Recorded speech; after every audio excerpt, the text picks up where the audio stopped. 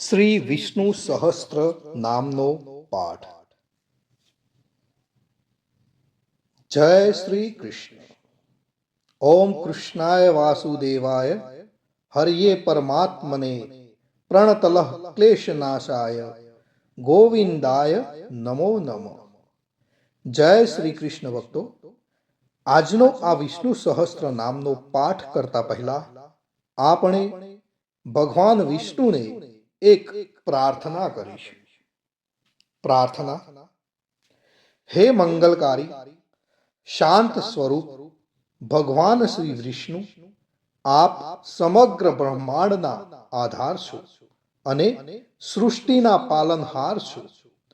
આજે હું વિષ્ણુ સહસ્ત્ર નામ સ્તોત્રનો પાઠ કરવા જઈ રહ્યો છું ત્યારે આપના ચરણોમાં ભાવપૂર્વક પ્રાર્થના કરું છું કે સમગ્ર પૃથ્વી પર વ્યાપેલી અશાંતિ, વેરભાવ અને ભયનો નાશ થાય. દરેક દેશમાં અને સમાજમાં પરસ્પર પ્રેમ, સદભાવના અને શાંતિનો વિસ્તાર થાય.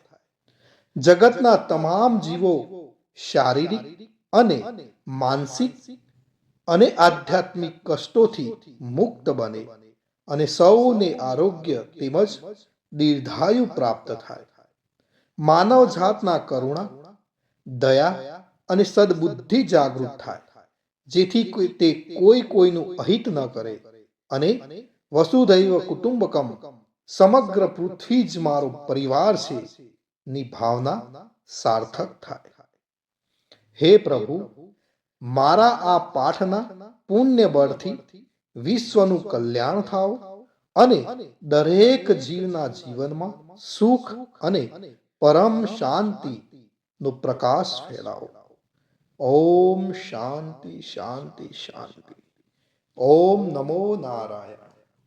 ભક્તો, હવે આપણે વિષ્ણુ સહસ્ત્ર નામનો પાઠ કરીશું. પાઠ શરૂ કરતા પહેલા કોમેન્ટની અંદર જય શ્રી કૃષ્ણ અથવા ઓમ નમો ભગવતે વાસુદેવાય લખવાનું ભૂલશો નહીં. શ્રી વિષ્ણુ સહસ્ત્ર નામનો પાઠ.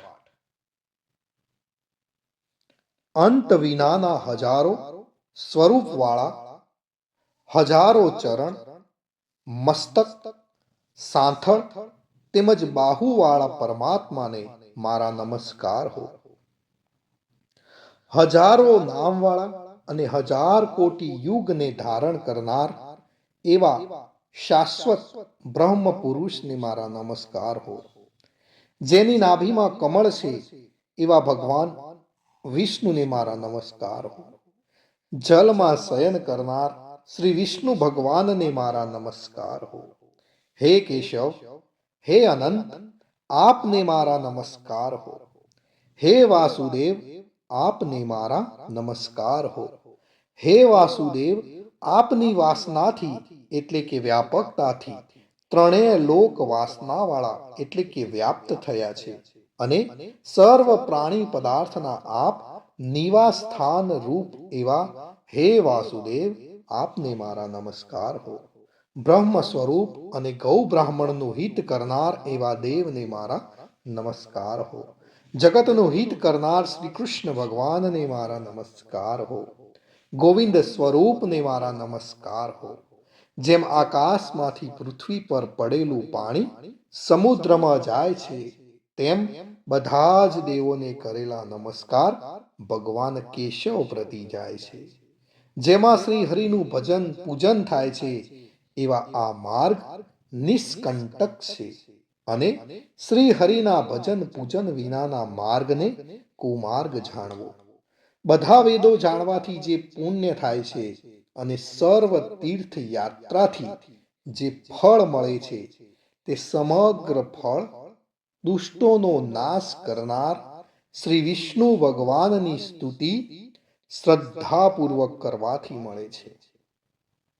જે મનુષ્ય શ્રી હરિના મંદિરમાં નિત્ય 3 વાર પ્રભાત, મધ્યાહન અને સાયકાળ 2 કે 1 વાર પણ આ વિષ્ણુ સહસ્ત્ર નામનો પાઠ કરે છે, તેના સર્વ પાપ કર્મો નાશ પામે છે.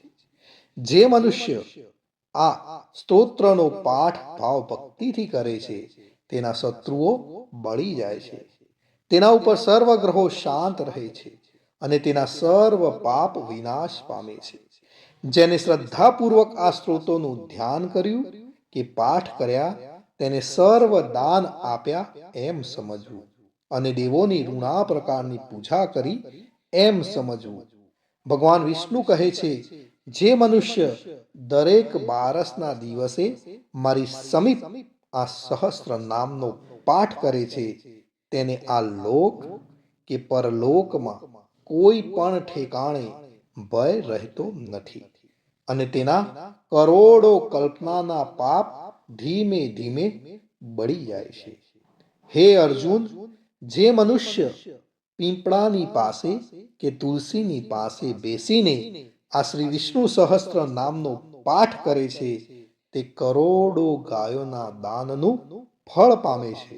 વળી જે મનુષ્ય નિત્ય શિવાલય અથવા તુલસીના વનમાં બેસીને નિત્ય શ્રી વિષ્ણુ સહસ્ત્ર નામનો પાઠ કરે છે તે મોક્ષ પામે છે અને તેના બ્રહ્મ ઇત્યાદિ ઘોર પાપ હોય તો પણ તે સર્વ નાશ પામે છે. એવું ચક્રધારી ભગવાન વિષ્ણુનું વચન છે. ઇતિ શ્રી જન્મ મહાભારત ભીમ યુધિષ્ઠિર સંવાદે શ્રી વિષ્ણુ દિવ્ય સહસ્ત્રના સ્તુતિ સંપૂર્ણ. જય શ્રી કૃષ્ણ.